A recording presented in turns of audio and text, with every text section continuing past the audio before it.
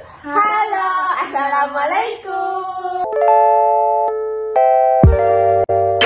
Kembali lagi sama aku di sini. Hari ini aku bakal sharing sama adik-adik dan beberapa orang nantinya tentang usus buntu. Jadi di keluarga ini tuh yang mantan usus buntu ya, yang alumni sakit usus buntu itu udah ada Mama Ija, ada kakak Dede,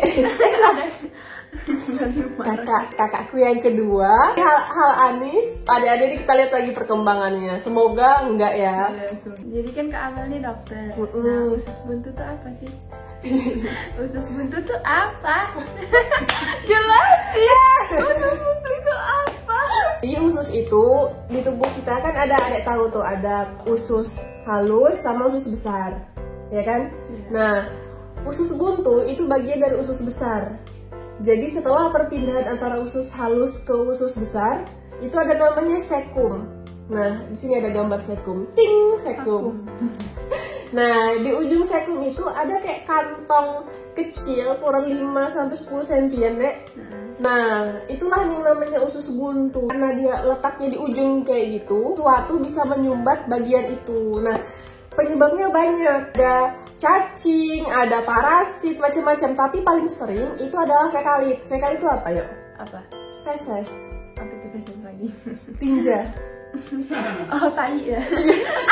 Itu kan orang-orang sering bilang gara-gara makan biji lombok kebanyakan segala Biji macam. jamu juga kan? Nah, sering bilang itu juga kan. Nah, tapi sebenarnya itu nggak ada, itu cuma mitos. Karena selama ini ketika dokter mengambil bagian yang usus buntu itu nggak pernah ditemukan biji-bijian itu di dalam situ. Cuma ada juga orang yang usus buntu pas dibelah itu isinya boba. Itu lain. Yang gambar boba, yang kayak boba itu kantung empedu. Dia batunya tuh kayak gambar boba gitu, ya Mbak. Tapi ada yang bilang itu boba. Gak mungkin loh, boba aja kita gigit, kita cerna sampai masuk ke dalam tubuh. Kok dia utuh kayak gitu, gak mungkin. Ternyata ada termakan mitos-mitos juga.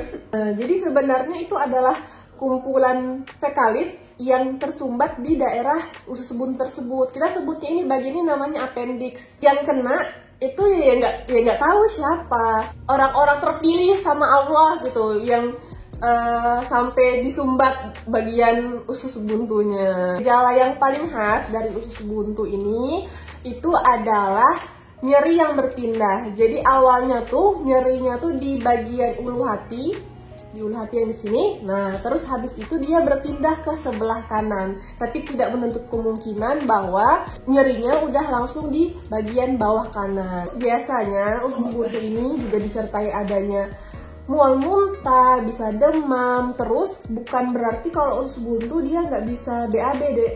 Dia bisa diare, dia bisa nggak BAB, namanya konstipasi. Karena kan kita di pikiran kita tuh gara-gara usus buntu berarti dia artinya nggak bisa BAB kan? Karena di taunya udah buntu. Iya, udah buntu di taunya, padahal buntu enggak. itu cuma di sebelah kanan. Nah, dan cuma yang di ujung itu aja yang buntu, bukan semuanya. Mekanisme terjadinya penyakitnya ini, Dek, usus kita itu dia terus memproduksi mukus-mukus, cairan-cairan. Nah, bayangkan kayak balon nih, kalau di sini disumbat sama batu misalnya. Nah, sementara dalam balonnya itu terus memproduksi air. Makin gede, makin gede kan? Iya. Nah, itulah yang usus buntu yang bikin sakit. Nah, kenapa harus diangkat? Karena kalau misalnya yang balon tadi yang Kak Amel jelaskan itu pecah, dia bakal menyebar ke lapisan rongga abdomen itu. Nah, jadi itu adalah komplikasi dari usus buntu yang kita ingin hindari. Makanya kalau misalnya udah tersumbat, sudah ada gejala si usus buntu ini, nah sebelum dia pecah harus diangkat segera. Gimana sih cara menegakkan diagnosis buat usus buntu ini? Nah, teman-teman, adik-adik dan semuanya, Mama Ija dan lain-lain, itu pasti diperiksa oleh dokter. Di anamnesis, ditanya-tanya, habis itu diperiksa fisik. Jadi banyak tuh, udah gerakin kakinya, ditekan-tekan perutnya, disuruh batuk, macem-macem. Nanti bakal dilanjutkan oleh pemeriksaan radiologis, bisa dari foto abdomen, bisa dari foto USG. Nah, yang adek alamin kemarin apa? Perut. Ya, Ya, foto perut. Habis itu USG. USG. Kalau misalnya nih udah jadi komplikasi, sudah yang kakak Amel jelaskan tadi, yang balonnya tuh udah pecah, itu bakal menyebabkan gejala seperti papan perutnya. Keras banget dan nggak bisa ngapa-ngapain lagi saking sakitnya. Dan itu parah, bisa bikin sepsis, bisa bikin kematian bahkan. Itu yang ditakutkan dari si usus buntu ini. Terus ya penanganannya memang harus operasi. Itu cuman penyakit usus buntu tanpa ada yang komplikasi. Irisannya tuh cuma kecil, yang kayak kakak Amel jelasin. Yang di pinggir kanan bawah. Ya set. Nah itu irisannya cuma itu, ngambil usus buntunya tuh aja. Tapi kalau sudah komplikasi yang kakak Amel bilang tadi, peritonitis, udah perutnya seperti papan, itu irisannya jadi seperti ini. Ting.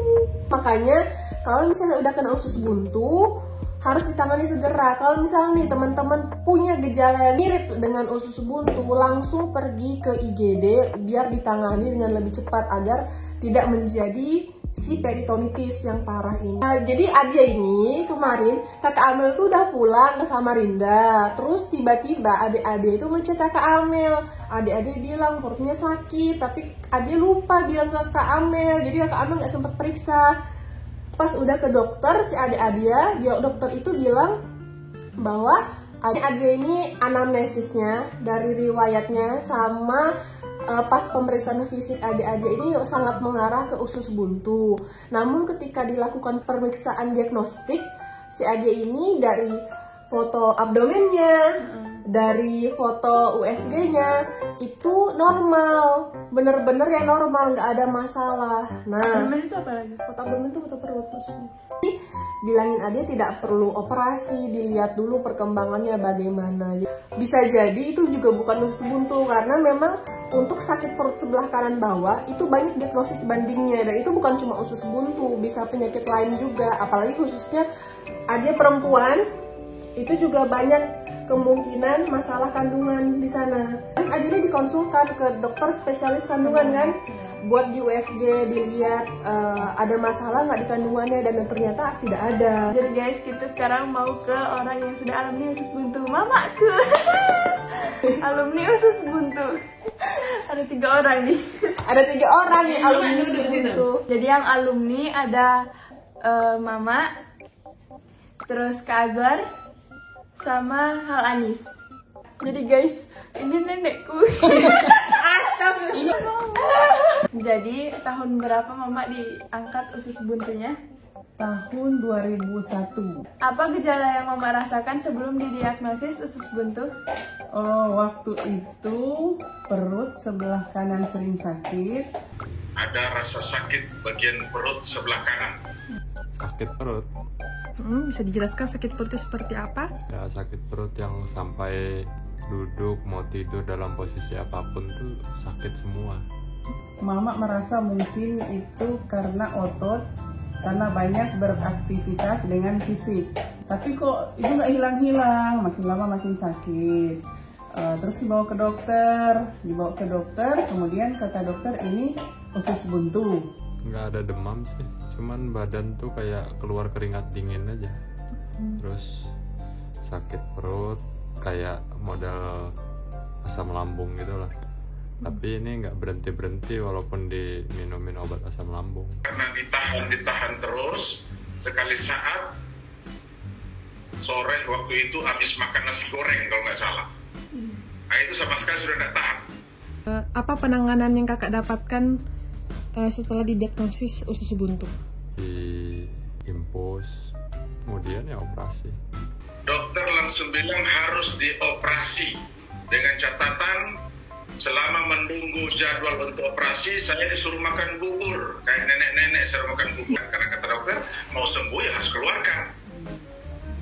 Artinya bukan karena sudah menderita baru ke rumah sakit, tidak sama sekali. Sekitar tahun 1999 dianjurkan untuk operasi. Tapi karena Mama saat itu penakut, Mama diminumkan nenek obat herbal. Sampai akhirnya tahun 2001 penyakit itu kambuh lagi, sakit lagi. Kata dokter, ususnya sudah membengkak dan harus segera diangkat.